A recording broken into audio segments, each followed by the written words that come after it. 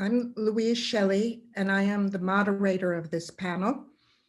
And what we're going to hear is a multidisciplinary presentation on disrupting the illicit antiquities trade in the real and virtual world.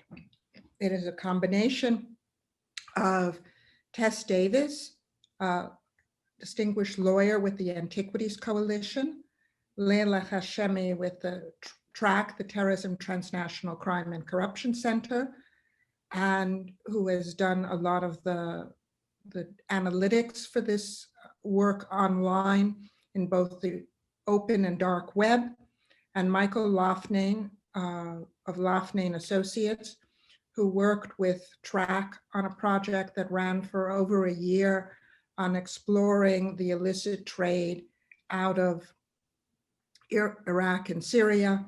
And Leila and I are just finalizing the edits of a book that comes out of this very rich collaboration that we had a few years ago, and we have continued to follow this trade online in the subsequent years. So let me introduce Tess Davis first, who will introduce the subject and talk about the very valuable work that the Antiquities Coalition does to find the illicit antiquities trade and try and disrupt it. Thank you. Good evening, everyone. Is everyone able to hear me okay? Well, again, thank you so much, Dr. Shelley, for the introduction. It's an honor and a pleasure to be here with such a distinguished panel and speaking to people around the world. Again, my name is Tess Davis, and I'm Executive Director of the Antiquities Coalition. Our nonprofit and nonpartisan think tank unites a diverse group of experts in the fight against the illicit trade in ancient artifacts, which is funding crime, armed conflict, and violent extremism around the world, as we'll be discussing tonight. Our group is made up of business leaders, former government officials, lawyers, security experts, archaeologists, and other professionals. And we are proud to join forces with governments, with law enforcement, and also with the public to ensure that our past is preserved for the next generation, while also strengthening legal markets and trade practices. As we're discussing today, while ancient sites have been plundered throughout history, in recent decades, the looting and trafficking of antiquities has become a global and a multi-billion-dollar illegal industry. And in reality, this plunder for profit, this cultural racketeering as we call it, it's not being carried out by the likes of Indiana Joneses and Lara Crofts.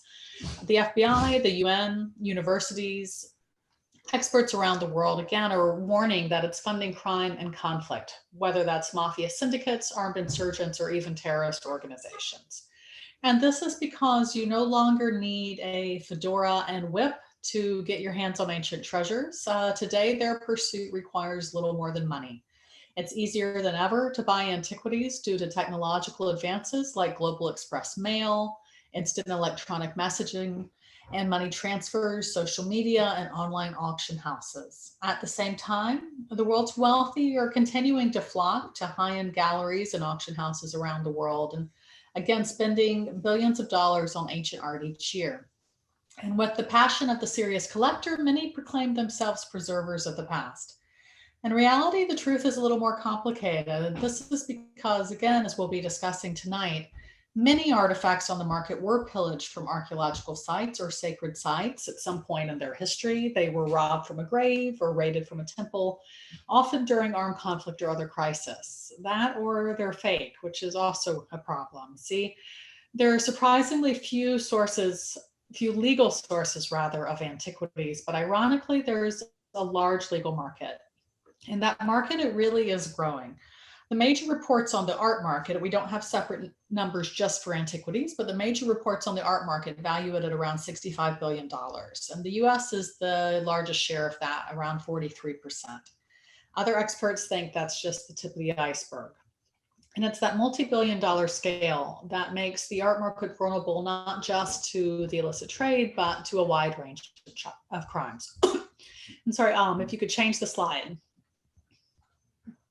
And if there were any doubts of this, they were hopefully removed earlier this year when the United States Senate released the results of a bipartisan investigation confirming that bad actors have been exploiting the $28.3 billion American art market. This 150-page report from the Permanent Subcommittee on Investigations detailed how Russian oligarchs have laundered at least $18 million through the American art market in recent years, evading US sanctions imposed in 2014 on Vladimir Putin's inner circle. And our US Senators Rob Portman and Tom Carper, they spearheaded this inquiry in the hope of discovering why the sanctions, which President Trump continued this year, had not been more effective. And their answer was, in part, the art market. In the full PSI report, a congressional staffer described their findings as really only the tip of the iceberg, but this was met with some shock from policymakers and the press. However, many of us, including the group speaking here tonight, have long warned that the public and private sectors must take action to protect the art market from criminal misuse. And this is because it's really a low risk but high reward opportunity for criminals. Slide. Now, why is this? A number of aspects of the art market contribute to its level of risk, and this includes its longstanding culture of secrecy as well as the unique nature of art itself. After all, art doesn't carry anything like a VIN number. Much of it is very portable, especially antiquities, things like cylinder seals from Iraq. You can carry a few in your pocket. And it's thus very hard to track. It's also notoriously difficult to price, which of course criminals can manipulate. After all, two equally qualified experts can look at the same piece and be widely off in the value they assign. And that in turn will be widely different from what somebody is actually willing to pay for it. Slide. And of course, the issue of money is really important. Global sales of art and antiquities, again, they're in the tens of billions of dollars, and the US is the largest market worldwide for that, accounting for 44% of the global sales by total. And I should mention too that there's a couple of different major stories, reports on the size of the art market, which using their values different widely, but even across these, again, 44% is the number that seems to hold for the US portion of that. Slide. Now, one would hope that these aspects of the art market would make it subject to more regulation, not less, but the opposite's happened. The art market is often, and I think correctly, referred to as the largest unregulated market in the world. One reason for that is that it's seen as the purview of the wealthy, and another is that it's seen crimes within the art market are seen as something that doesn't affect anyone beyond the wealthy. That is, if art crime is viewed as a crime, it's viewed as a white-collar, victimless crime, which I hope tonight's panel makes clear that it is not.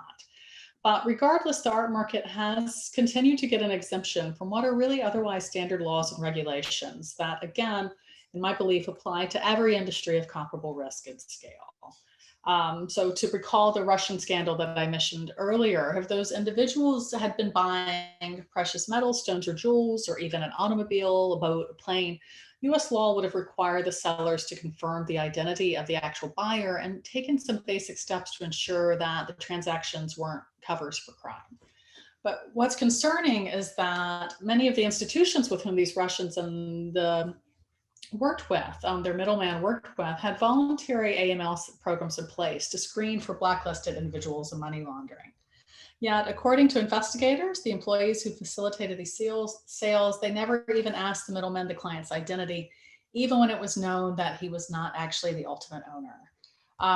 So you take all of this together, the amount of money involved, the lack of transparency, the lack of regulation, again, this unique nature of art itself, and you really get a perfect storm for a wide range of crimes, fraud, forgery, tax evasion, money laundering, sanctions violations, and even terrorist financing, as George Mason's important work has made clear. Slide. The Antiquities Coalition convened the Financial Crimes Task Force, actually, sorry, next slide, to support the public and private sector as they fight back against these threats. And this multi-stakeholder group, the first of its kind within the United States, with it we tried to really unite allies in the art sector, the financial sector, and the legal communities, as well as former law enforcement and government officials. And over the past year and a half, this diverse group of experts has worked together to develop recommendations for protecting the art market from criminal misuse. The resulting report, which I'm happy to answer questions about later in the panel, Reframing U.S. Policy on the Art Market. This was published in September through an interactive website at our main website, and it calls for new policies, new practices, and new priorities for the United States to implement on its own, but also in conjunction with the private sector and the international community. I encourage you to visit the website, explore the international interactive resources, and read the full report. However, also happy to discuss it later tonight in the questions. But in closing, just with this report, we were hoping to warn that the art market's continuing exemption from, again, what are standard laws and regulations is giving criminals an easy backdoor into the world's largest economy. But there's good news in that too, and that there is much that the US government can do. There's much that the US art market can do to meet this threat head on, both domestically as well as internationally with our allies. So thank you for your time tonight. And again, I look forward to answering any questions later.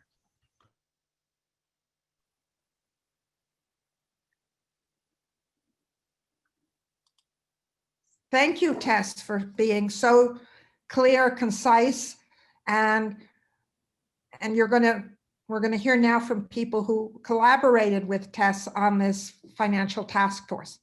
Our next speaker is Dr. Leila Hashemi, who's now a postdoc at George Mason University. And during her doctoral year, she worked on this project of countering online antiquities networks in Syria and Iraq through sophisticated online data analytics. And this is what she'll talk to you about. So thank you. Thank you so much, Dr. Shelley, for the introduction. As you mentioned, my name is Leila Hashemi, and I'm a postdoctoral fellow at TraCCC. I recently graduated from George Mason University with my PhD in public policy, and I'm currently working on detecting illicit supply chains of counterfeit pharmaceuticals and PPE. Some of you might have joined us in our previous session. It's a pleasure to be here today. I'll be presenting our research findings from the Countering Looting of Antiquities in Syria and Iraq project, also known as CLASSY. The research was run by the Terrorism, Transnational Crime and Corruption Center at George Mason University and funded by the US Department of State, Bureau of Counterterrorism. To give you an overview of the project, I'll briefly outline its context and objectives. Both Iraq and Syria are now heavily impacted by war that is associated with terrorism and violence. This has led to a surge of the looting of archaeological sites across the region, as well as the increased production of counterfeits. It's widely believed that the trafficking of these objects generates substantial revenue for conducting acts of terrorism on local and international scales. In response to this often conflict-driven looting, the CLASSY project sought to collect and analyze primary data and to investigate the complex trafficking processes and networks involved in the antiquities trade. Data was predominantly gathered from publicly available sources where much of this trade is currently concentrated. In this image, for example, we can see how social media platforms such as Facebook are used to advertise and sell potentially looted objects. In the course of our research, various digital tools were used in order to test the most effective methods for online investigation and countering this type of transnational crime.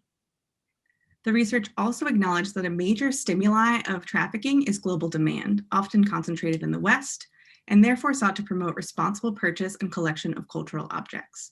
I also was on the task force that Tess just mentioned to promote this.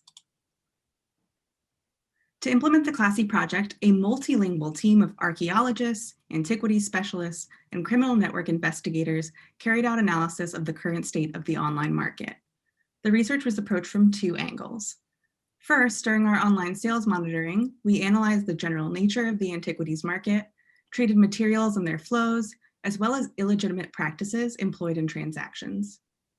We examined over 60 sites in 7 languages, ranging from large internationally recognized auction houses and galleries to small-scale independent dealers operating on more decentralized networks and marketplaces such as eBay. The monitoring focused on small objects as these are easily concealed and thus transported, but also less likely to be detected while in transit, the reason for which they're traded in large quantities.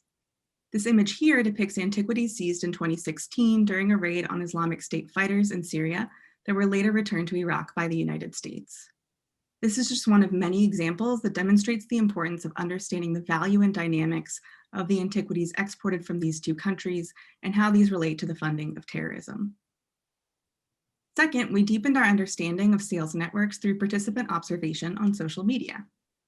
We monitored some of the most popular social media sites such as Facebook, Twitter, and Instagram, and we found that venues like eBay, Etsy, and the darknet are unique in that they are interactive sales platforms with social media elements.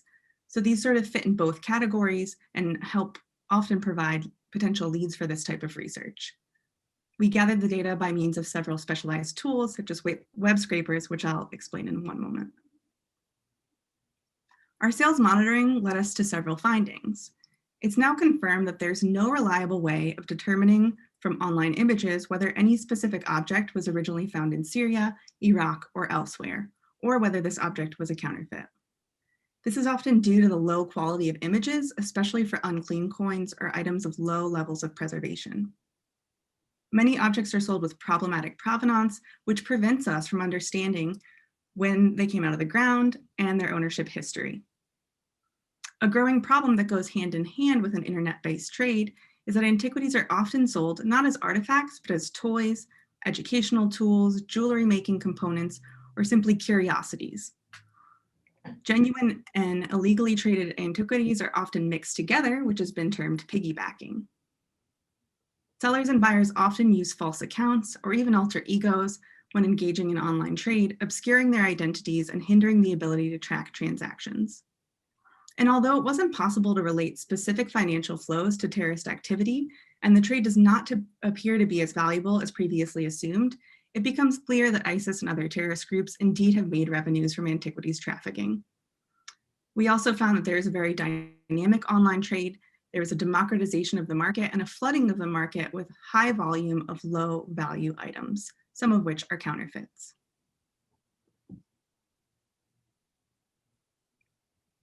Through the use of relatively simple tools such as web scrapers or spiders, we were able to automate much of our online sales monitoring. These web scrapers facilitate pulling information like the listing number, description, and price of an object into data spreadsheets for easy review by subject matter experts. With this method, we were able to use our resources where they were needed most. This blending of automated and manual analysis allowed us to streamline the listings monitoring process. And we found that many objects, like I mentioned before, were being sold on websites like Etsy as craft or hobby goods. And we discovered that online forums and social media sites contain valuable information, which led us to monitor venues like Facebook and the darknet. We worked with several other tools, and we also collaborated with computational social scientists to gather and analyze our data. We partnered with Cyari, a data analytics company, and used Know Your Customer tools such as Butler, developed by DARPA and shown here, to investigate online identities on the open and dark web. We found no evidence of illicit coin and cuneiform sales on the darknet. And this can be explained by the fact that the antiquities market is a gray market, where illicit and illicit goods are mixed, making these objects difficult to distinguish, but generally easy to trade without needing to use the dark web. In short, we developed a methodology that blended listings and social media monitoring, allowing us to obtain a more holistic perspective on the trade. And because no one tool met our research needs, we decided to build our own. The Facebook Profile Intel tool is a program that automates scraping of a Facebook profile. The tool looks at a profile's immediate friends and the contacts of these friends or friends of friends, allowing researchers to map network connections. Similar to the earlier marketplace web scraper, this tool captures data automatically and parses it into files from which keyword searches and visual analysis may take place. The profile results file will show thumbnail images of profile photos. It also records the user's profile information and any comments, reactions, and likes on their posts. We're developing similar tools for other platforms, as well as building image classifiers using machine learning and convolutional neural networks to enable the automatic detection of images containing coins, cuneiform, or violent content. These and other powerful tools allow for efficient processing of large amounts of data in a fraction of the time that it would take to collect and analyze this data manually. These automated searches provide standardized and replicable results, which can then be examined in greater detail by subject matter experts. So where do we go from here? We're facing three important challenges. First, we're investigating a gray market with blurred trade boundaries where sellers combine licit and illicit objects to avoid detection and potentially fund terrorism. A second major challenge is that most objects are sold with vague or no provenance at all, showing a focus on authenticity while neglecting to determine provenance. And this issue cannot be overstated. The lack of clear provenance remains one of the biggest problems plaguing the market.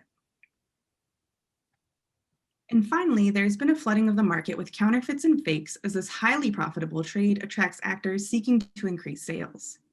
New technologies are improving the quality of counterfeits, and the democratization of the market has introduced new actors who are often ill-equipped to detect fakes. And this shows the need to develop regulations that address the specific challenges of online trade. Efforts must be made to decrease demand for antiquities with questionable provenance and to promote responsible collection of cultural objects. Buyers should be made aware that the lack of due diligence promotes not only the destruction of heritage, but also the production of forgeries, and that all this together can fund terrorism and fuel violence and conflict. With these methods, we can successfully combat the trafficking of cultural property through the use of powerful tools capable of tracking transnational crime in the digital era. More about our classy methodology and research findings can be found in our final report, which is actually linked here. And as Louise mentioned, we're very excited to announce our forthcoming rotilage volume on antiquities trafficking in the real and virtual world.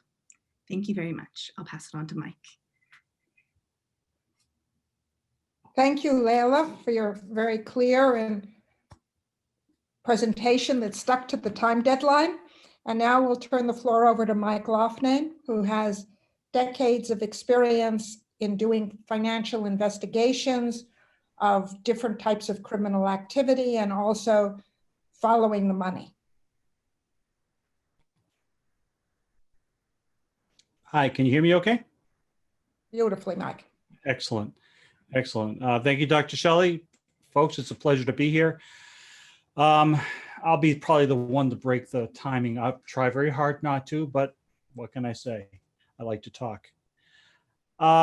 It has been an exciting experience to be on this project, both in the concept of working with GMU and Dr. Shelley and Dr. Hashemi in working the study and building a training program out of the work that we did looking at antiquities coming out of Iraq and Syria. And then following on working with Tess Davis and the same actors and working on that task force and building out a report talking about how important it is for the business sectors to become more engaged in dealing with this as a wide open area of risk. So with that being said, let me talk about a little bit of the background that we did in the analysis and what my role in it was and how that applies here.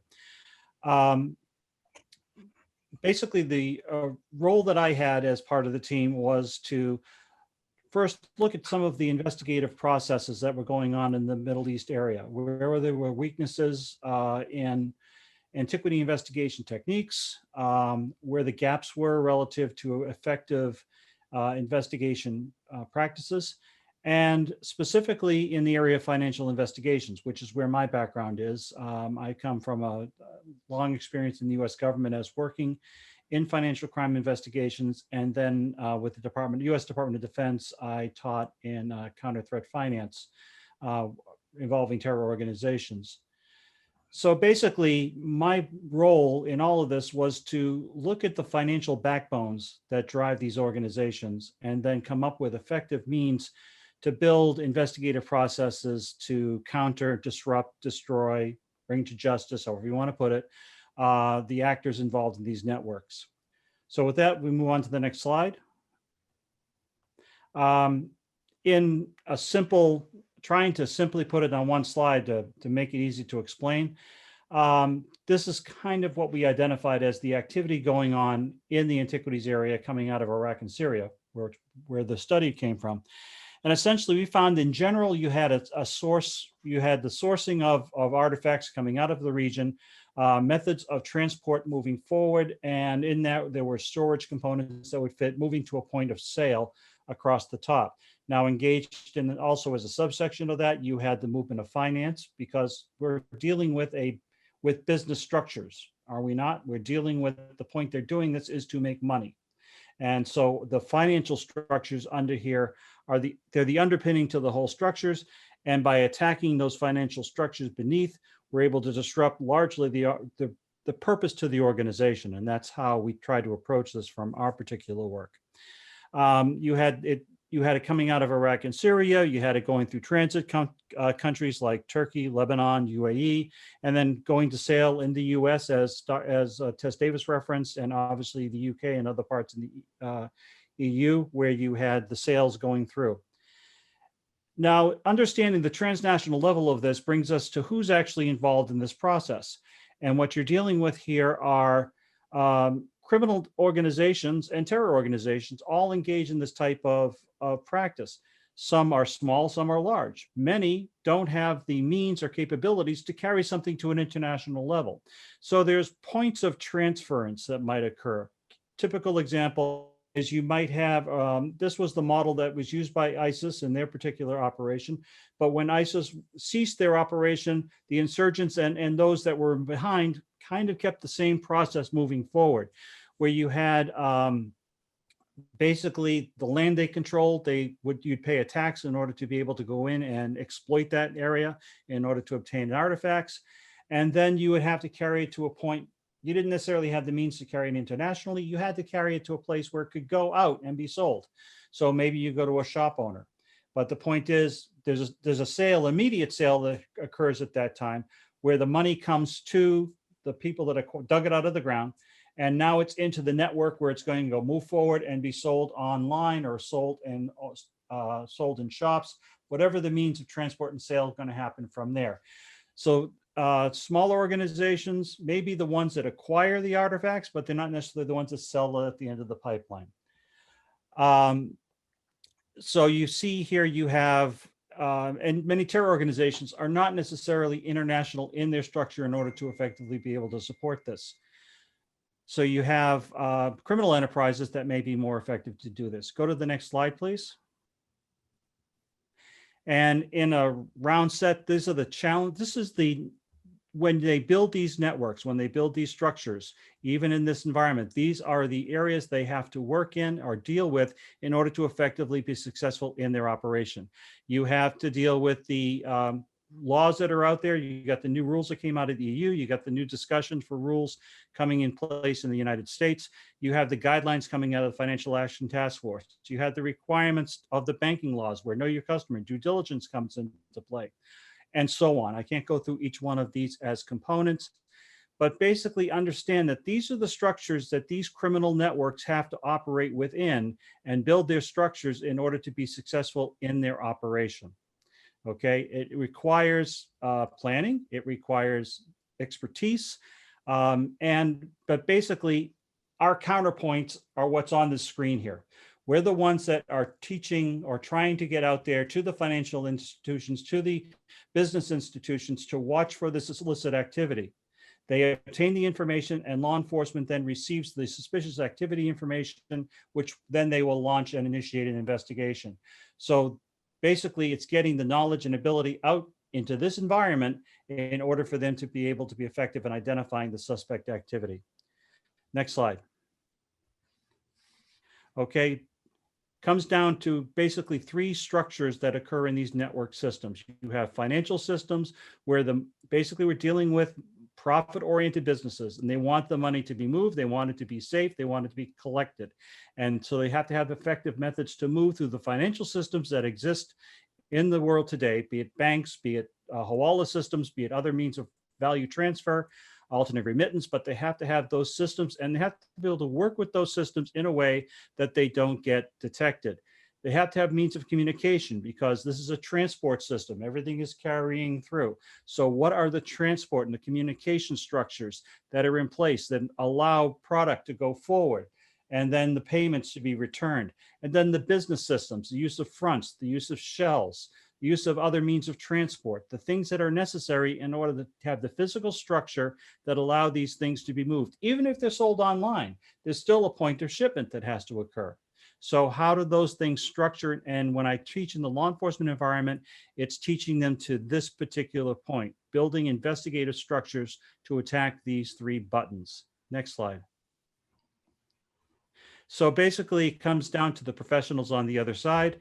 And the professionals on the other side are, you could have the local tier, which is the local person that is maybe working with the capability to work with the local officials that allow you to get into the place where you can dig antiquity,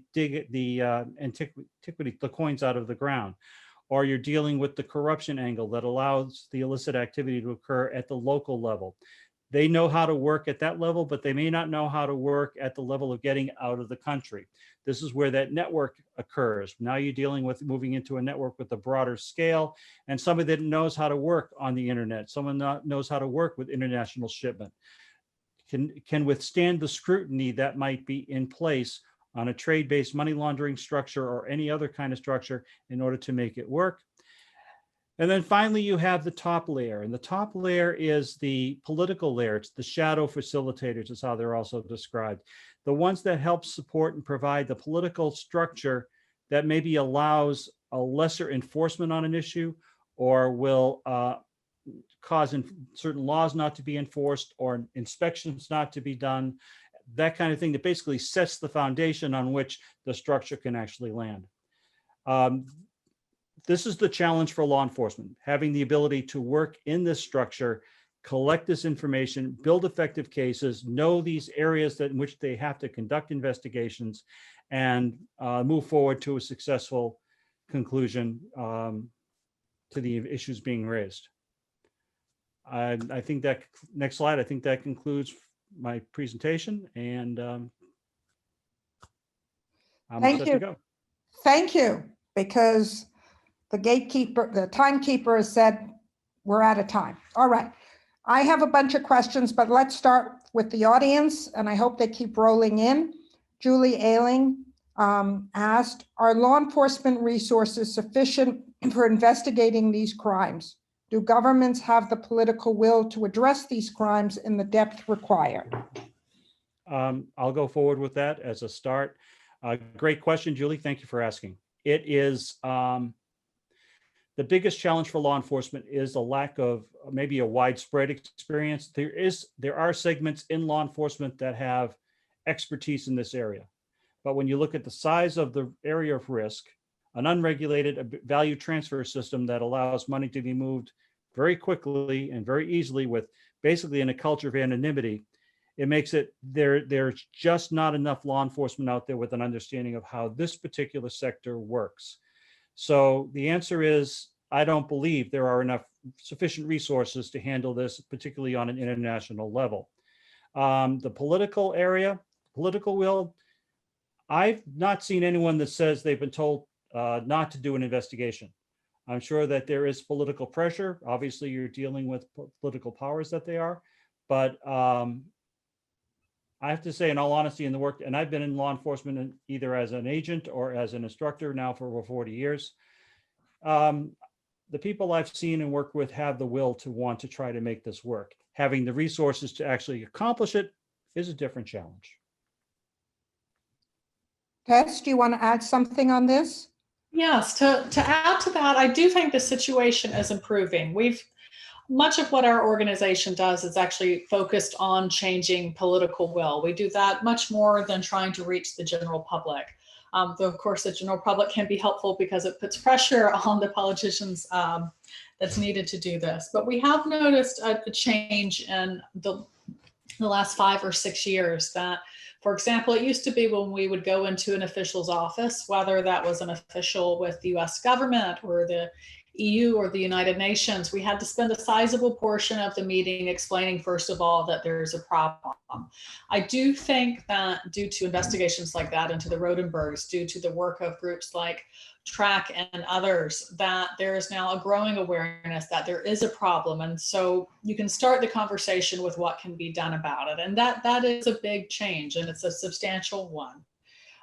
That said, of course, there's always more that can be done. And we do think it's even events like this, publications, just getting across the fact that there are reasons to care about this beyond preservation. My training, before I became an attorney, I was in archaeology, and so cultural heritage is very important to me. But as we've seen from all the presentations tonight, there are other reasons for governments in particular to care about this. It is tied to national security. It's also tied to economic integrity. And also increasingly, I think it's also a consumer protection, an issue of consumer protection, that you do have people out there who, responsible collectors, dealers, auction houses, who are dealing in art and artifacts and being misled by a small but influential number of criminals. Tess, I think it's important also, since many, not everybody, but some of our listeners are academics here, to explain how important it is for academics to be able to collaborate with law enforcement so they can't acquire all the expertise they need for this, but can help them to figure out how to prioritize and do investigations. Yes, just to build, that's an excellent point. And it is something that's really crucial. We have been very honored to work closely with Homeland Security Investigations in particular, which is quite focused on this issue in the United States. They have a small but very dedicated team, which has had a huge impact. I mean, taking down major transnational criminal networks working in this area. But they do need assistance. They need everything from knowing, whether an antiquity is real or not, where it comes from, what its value is. There's so much information that they need from the scholarly community. And the other thing I would add to that is, when you're doing your research, a colleague of mine, Donna Yates, commented about the PSI report on the Rodenbergs, how disappointed she was to read through it and see that the report had not cited any of the academic and scholarly research, that it had relied largely on news reports or other reports from NGOs, et cetera. And this is a problem, and it's something I think I have a foot in academia. Something we can certainly all do better is trying to make sure that our research is getting to the policymakers who can do something with us, do something with it. And that is a challenge, because it's difficult to get a government official to read a 2-page report, let alone a 60-page report. And so there are things that can be done, even just, including executive summaries, doing briefing papers, to make sure that the important research that you're doing can get to the policymakers who can impact policy with it. Thank you, Tess. Sorry. Layla, did you want to say something? Yes, please. Yes. So I think Mike does a great job of pointing out that there's a lack of resources for law enforcement to address these issues in his chapter for our forthcoming book. And it's not just a lack of resources, but it's also a sort of lack of understanding of the trade. And as part of the Class C project, we did develop a training specific to law enforcement, allowing them to detect any suspicious activity and work with academics and subject matter experts, really trying to bridge the knowledge and get law enforcement to reach out to people that are experts in the field. Thank you. Before you get off, Layla, I think that you start the next question. This one is from Jim Maroney. Do you have a sense from studying the images you found online, what fraction of objects appear to be fake? Do you have a method for assessing this at scale when you have hundreds or thousands of images? Right, great question. So as I pointed out in my presentation, looking at online images can be helpful, and we can sort of track the trade through that. But a lot of the subject matter experts that we worked with pointed out that from the low quality of images and just the sort of nature of the trade, you really need to be able to see and touch and be in the same room as an artifact to be able to discertain if it's, detect if it's a fake or a counterfeit. In terms of assessing the scale, this is, yeah, we have lots of images, but like I mentioned, we have automated tools that we're building that allow us to kind of process a lot of this information. And so, as I mentioned, we're using artificial intelligence or machine learning to be able to train models to look for what we're looking for, if that makes sense. So we can train a model that says, this is what a typical coin advertisement looks like, look for more of these, or flag these in these larger data sets. But with this caveat of, the pictures are only going to help so much. For instance, with coins, you need the front and the back of the coin. You need the entire, good lighting on the image.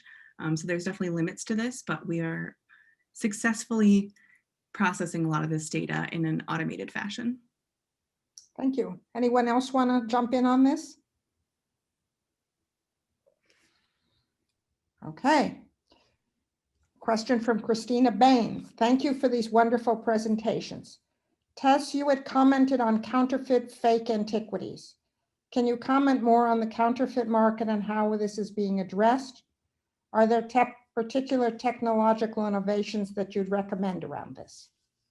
Excellent question. And while I am by no means an expert in counterfeits or fakes or forgeries, and it is a major problem for all types of art and artifact, from the ancient to the contemporary. Thankfully, it's also the cure is the same in this situation. The steps that you take, be it a dealer, a gallery, an auction house, a museum, the steps that they would take and should take to prevent from buying an illicit antiquity also protect these same buyers from buying fakes and forgery. That is, having a provenance, that is a detailed ownership history. Something as simple as that, though it's not as simple as in practice, again, it protects the art market from a wide range of problems. Our hope is also that if the art market is eventually put into the framework, the AML framework in the United States, and this is something that has happened in Europe, and by Europe I mean the European Union, Switzerland, and the United Kingdom have all subjected the art market to AML protections under their law. This is something that's pending in the United States. And if that does happen, it'll protect the art market from more than just money laundering. It puts into place, again, what is, good practices that will protect against a wide range of crimes, including hopefully fakes, forgeries, and counterfeits. Mike may have more to add to that. So I know this is the topic that's addressed. Just a couple thoughts.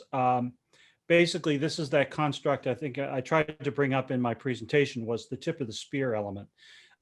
This is where the rules that are coming in place that are in the EU and then moving the US as is being proposed, it's very important for them to be able to identify those things that make suspicious action present. Right now, there's really not an effective sharing of information. The information sharing between law enforcement and the community, the sector it does occur, but it could occur better if you had the regulatory support to actually drive communication and understanding what kind of records and what kind of information might be there in the investigation. Also for organizations to be able to share among themselves as to what to look for.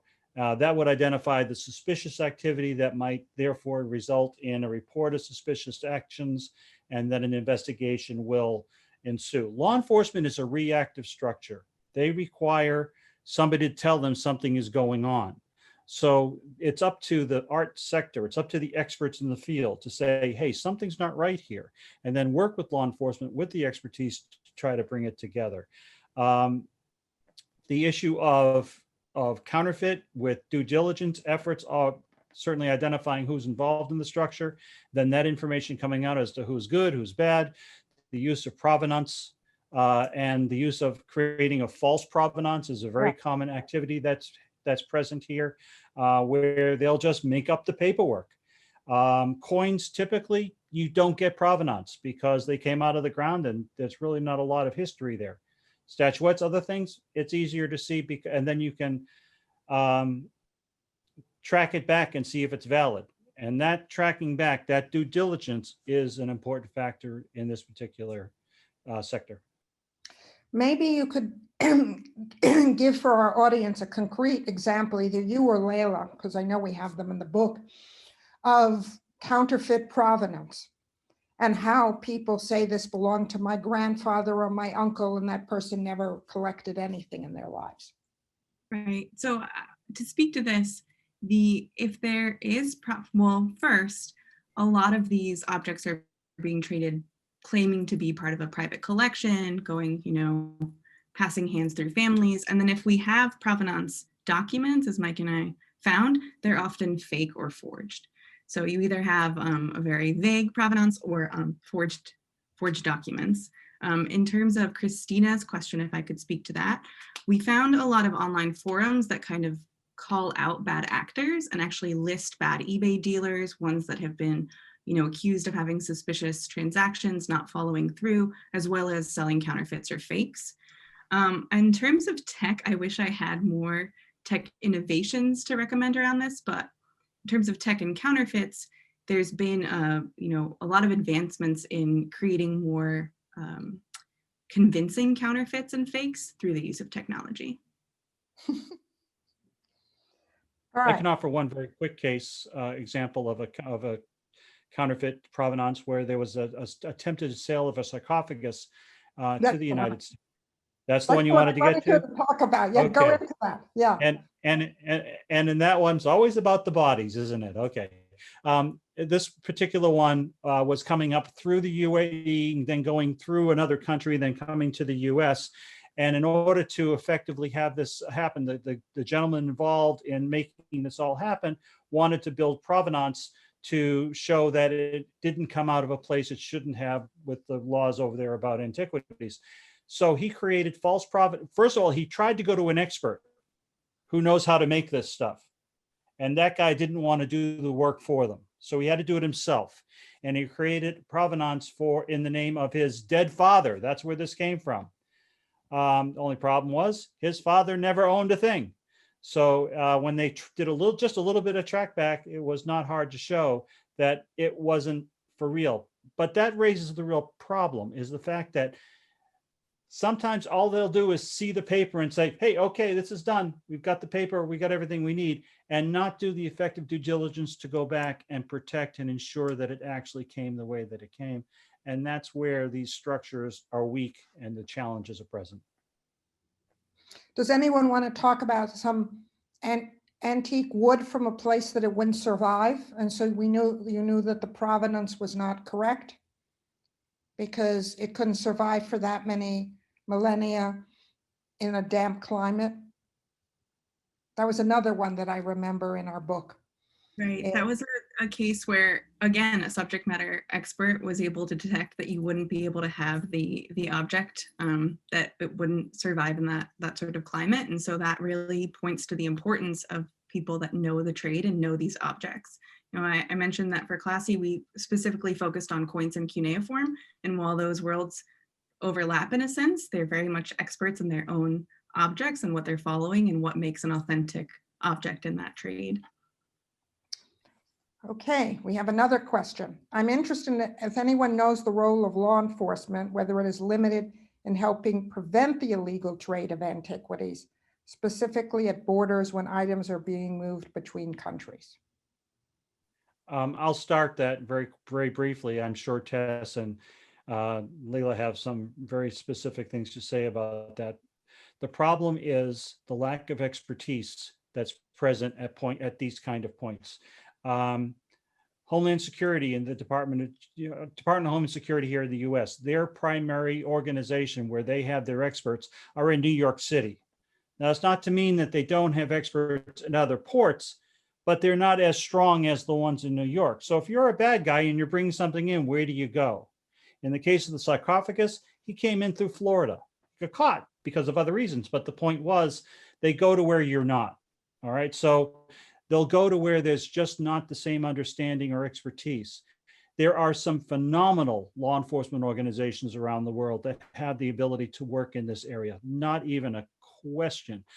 But they're small, they're limited, there's only so much they can do, and that creates just an overwhelming challenge for everything else to come through. I hope that I'll stop there. Tess, I'm sure you want to add to that. Yeah, no, again, in the United States, we have both Homeland Security investigations at Immigrations and Customs Enforcement and the Federal Bureau of Investigation both have dedicated teams focused on this issue. That said, they're a handful to a couple of dozen, depending on the week and day. When you to put that in perspective, the Carabinieri and someone else who's on today might have a better update on this than I do, but I believe it's more around 300 or 400 officers for a country that's much, much, much smaller in territory than the United States. These agents are keeping incredibly busy. Again, as I mentioned, they're very dedicated to this. And they are so busy that, you know, I was speaking to one recently that, you know, they were running out of space to actually put pieces that they had seized. And I think in my head, as I believe many of us probably do, of the Unlimited Warehouse in Indiana Jones, where they're rolling the Ark of the Lost Covenant. But, you know, these practicalities, even things like space, are hamstringing them. And there is so much out there. But one thing I do think this demonstrates, for example, the Manhattan DA's office also has a prosecutorial unit on this. A handful, I believe it's around 3 attorneys now. I don't think any of them are full-time on it. And they also have 4 or 5 analysts working with them. And so a pretty small team. What they have been able to accomplish just having, you know, a handful of people working on this issue has been shocking. Again, we're talking about taking down major transnational networks, not by no means limited to the Middle East. I mean, these are groups that are operating around the world, and actually especially active in South and East and Southeast Asia. So I think that demonstrates that if a government is willing to make even a small investment of, you know, a handful of full-time employees, it can really, really have a major impact. As has been mentioned tonight, this has been a low-cost, high-reward crime. And if we can shift that balance even just a little bit, it could hopefully do a lot of good in making people think twice. I think this also really emphasizes that this is a transnational issue. And so it's very much subject to specific national laws, as Tess mentioned, and, you know, what countries we're dealing with. We also saw a lot of evidence of laundering of objects and their documentations, falsifying documents while in transit, particularly through free trade zones. Another thing I wanted to point out is that objects are often stored for long periods of time until it's sort of deemed safe or, you know, more acceptable to put the item up for sale. So when we have objects stored for 5, 10, 15 years, that makes it much more difficult for law enforcement to follow these illicit goods. If I could just add one very quick point. Many of the investigations, as I said, law enforcement is a reactive entity. Many times an investigation to a particular event is because, frankly, someone's told them it's happening. So they meet them at the border, and then that goes from there. And hopefully then that rolls to a larger, more expansive investigation.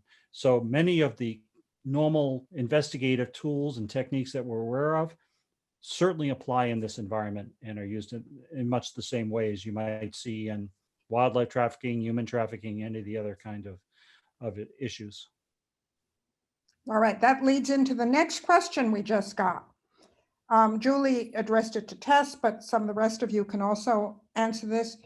Julie Ailing, who works on wildlife trade, said, do these criminal networks also indulge in other transnational crimes, such as drug trafficking or the illicit wildlife trade, or are they specialized? And I also, wait, before you finish, I also want you to talk a little bit about, Tess, when you talked about these transnational networks, what kind of individuals do you have in these networks? Because a lot of people today have been hearing about the mafia, Nigerian crime groups, and I want you to explain a little bit more what you mean of the components of these networks. Well, I'll focus, and I know the other speakers as well.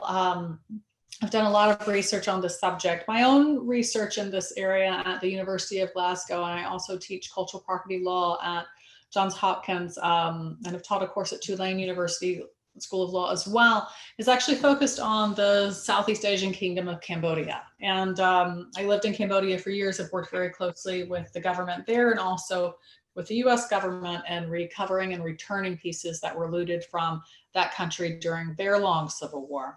And the reason I think Cambodia is important to mention is, for one, it reminds us that this is a problem that's been going on a long time. In Cambodia, in the conflict in the 1970s, criminal groups merged with armed insurgents and put into place organized trafficking networks that eventually did help to fund the Khmer Rouge and other groups operating there. The Khmer Rouge are, again, an excellent case study because they dealt with whatever they needed to deal with. Eventually, they didn't care whether it was antiquities, whether it was timber, whether it was rubies from the mountains along the border with Thailand. If there was a good that they could profit from when they needed money, they did it. And so I think there's a lot of parallels that we see between groups like the Khmer Rouge dating back to the 1970s and what TraCCC research has found in countries like Iraq and Syria today. The networks that have been or in the process of being taken down by the Manhattan District Attorney's Office. What I find interesting in them is often health queue links are in them. I mean, sometimes a matter of 3 or 4 individuals between on the ground, piece leaving the country and showing up at a top auction house in the United States. Certainly that's very much the case for pieces that came from Cambodia. There was one infamous trafficker there who was able to deal on the one hand with looters on the ground in Cambodia, presumably looted some pieces actually himself, and also was a high profile figure who was able to deal with the very heights of the art market. Now, I do think, and again, Track and George Mason are probably better to speak to this than I am. We're seeing that model shift now with things like the internet that enable perhaps wider networks with more individuals, and which can also make pieces more difficult to track as well. Yeah, I would add that we found with our gap study that we did for the CCC project that a lot of these antiquities actors are using the same trade routes and the same networks as other forms of illicit trade like narcotics and wildlife. Also, oftentimes looters and traffickers are approached by other criminals to try to move these materials, narcotics and other things. And then there's a lot of mimicking of the same sort of practices between, for instance, wildlife trafficking and antiquities trafficking online. So we found that typically sellers will publicly advertise the object in order to reach the widest audience, and then they will only invite those that have expressed an interest in purchasing the item to more private encrypted messaging systems to sort of complete their transactions. We have a member of this CCC team who's part of TraCCC, who when he was helping lead the WMD division of the Turkish National Police, found some nuclear materials moving along with an antiquities. So the combinations are very varied of what can travel with antiquities. If I could just add to that, that's exactly that's a great example of the issue.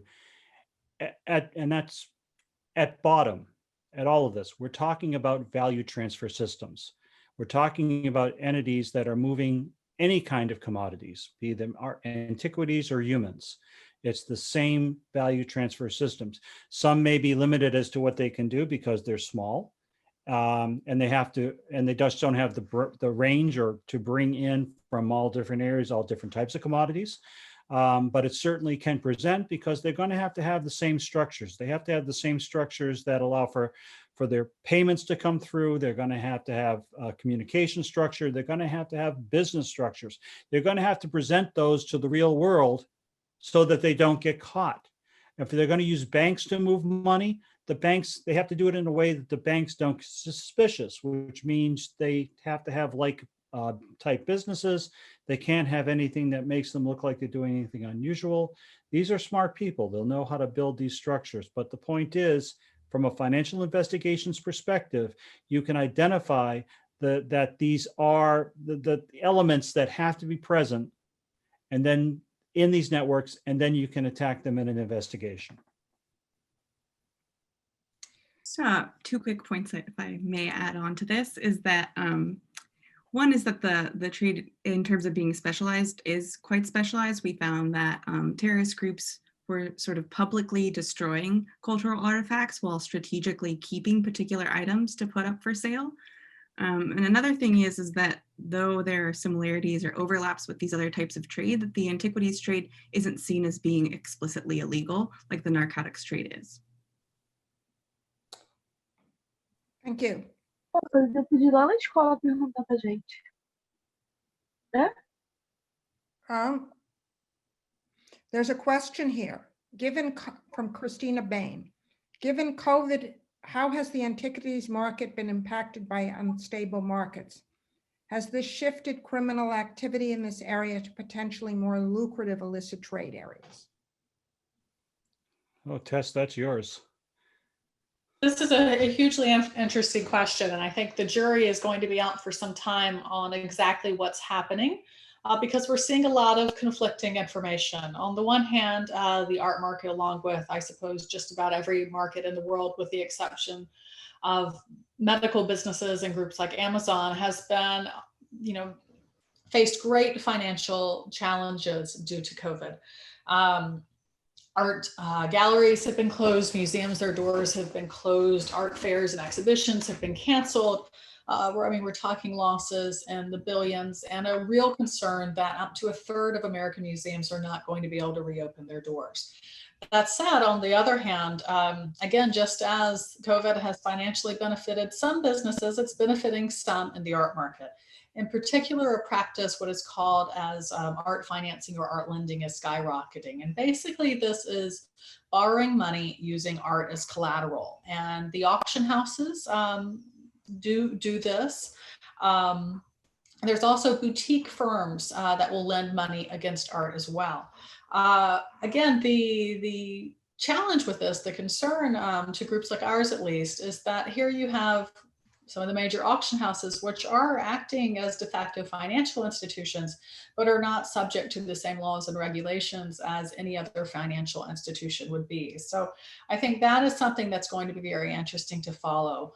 What's happening on the ground, with lockdown, there was a flurry of reports from groups around the world of concern that this would lead to an increase in looting and trafficking as well. And this is something we saw with the US government shutdown, the federal shutdown, which I have no concept of time anymore, but I believe that was a couple of years ago.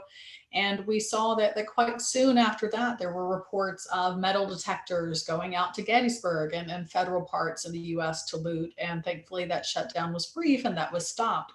But as you can imagine, that's happening on a global scale now. I believe at one point, close to half of World Heritage sites were closed. We've also seen cases of police and security staff, potentially getting ill. There have been reports of, particularly in the early days of lockdown, of museums in Europe empty to visitors, and visitors, of course, provide some protection from theft. When there's no one in there, it's perhaps sometimes easier for thieves to get in, and we saw this in Europe with the theft of some paintings there. I think it's also going to change some trends. I mean, there's understandably been a shift to online selling, regardless of good, and that includes art and antiquities. And so groups that are monitoring Facebook and Instagram and social media platforms like that, eBay, for antiquities, have seen sales just skyrocket. So interesting things are happening, and I think it's going to be a great research topic for scholars to pursue, to look at the impact of this and see what happens next and how hopefully policy and law can respond. Anyone have anything to add to that? I think generally during COVID, shipping has been difficult, preventing delivery of goods in this time that we're living in. But I think there's also a tremendous adaptability of the actors in this trade. So they kind of thrive in times of conflict and crisis, and they use really creative practices. So what we've noticed is, if there's a ban of a vendor on a particular platform, they will almost immediately crop back up under a different username or, website.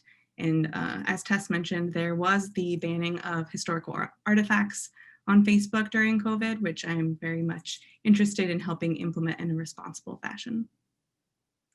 Explain The only a thing little I'll bit more about that ban, Layla, and then go on to Mike.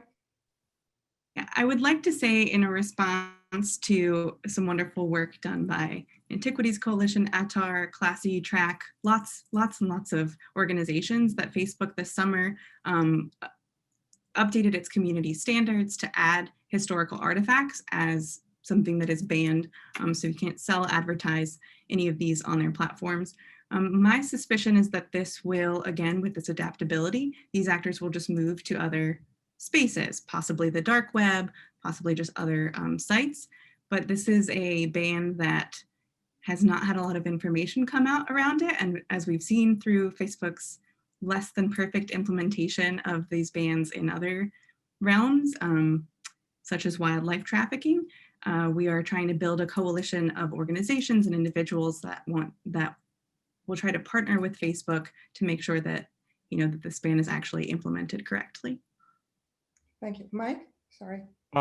Just in a general context on the COVID issue, I've done several presentations in this particular area. What you have on the law enforcement side is you have a shifting of resource. You have a lot of resource being pushed to going after the counterfeit PPEs. You have them going after the issues that are COVID oriented. So while they're looking and investigating over here, this place over here starts to regroup, reorganize, and maybe hit areas where we're not looking so close. And the other thing that happens is the point of the spear, the people that are supposed to do these reviews and these checks, the regulations, the rules have been relaxed.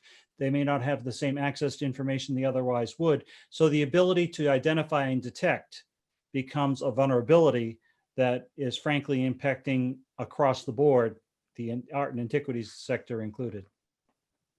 Thank you. I don't see any more. I have a question since there's not another one from the floor.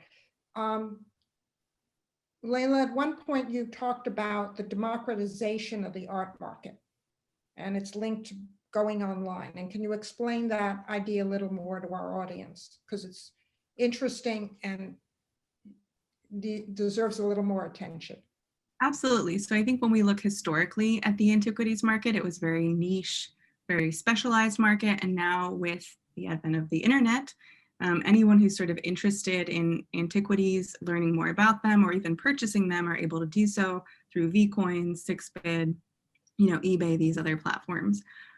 What's worrisome is that these actors are often just really excited, like Tess was saying, like they want to play Lara Croft or Indiana Jones, not really understanding the impact that their purchases can have, which is why with Antiquities Coalition and our task force, we're trying to promote more responsible consumption of cultural artifacts. I mentioned this in my presentation, decreasing demand. I think along with decreasing demand is also just making sure that people understand that these aren't just, trinkets, and that, their interest in holding a piece of history in their hand is, on them, but the real repercussions that this has.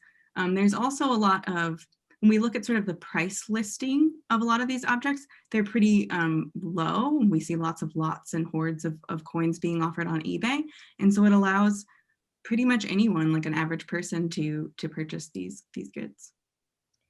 I think there's one of the contributors who ran the American Numismatic Society went online to calculate the growth in the online market for coins. And in the last few years, it's increased into the millions. So this is why Iraq and Syria are like totally pockmarked, because everybody's digging up these coins to be selling them online. And therefore, this is part of the democratization of the market, is massive looting and destruction of our cultural heritage. And that has very long-term consequences. So we started off the day learning about destruction of species, and we're ending up the day in the US talking about destruction of cultural heritage and what that means of not understanding our history, and that closes many doors for the future. Maybe Tess wants to say a little more on that. I do think it's an interesting time and an important time to be tackling this issue. And there's certainly so much that different groups can be doing. And again, as you mentioned, so many of the steps that will fight antiquities trafficking, we'll fight wildlife trafficking, we'll fight all different types of illicit trades. And so there's no need to reinvent the wheel for this issue. There are things that we know that have worked for other areas that could work for this. And so hopefully, again, with increased awareness, with increased study and hard data on what's happening, there's much that can be done. Mike, I'm sure you have something to add on that. Oh, just a quick note. Dr. Neil Brody, who led the writing of the final report, said to us that the worst invention ever made for this issue was the metal detector, because it just created all of the issues. We have technologies making it so much easier to exploit and abuse. And law enforcement's always behind the curve. So it's always going to be a challenge to get ahead and try to prevent this stuff. But it's a major challenge. So are there any last questions or any last words? We have a few minutes left, but I think our audience is probably exhausted after a full day. So I want to thank you all for being so articulate, so complimentary of your points of view and your expertise. And thank you for being such a good audience. And some of you I know have been online since 8 a.m. this morning. So thank you. Thank you for the Global Initiative for organizing this and for all of you being such an alert community. Thank you.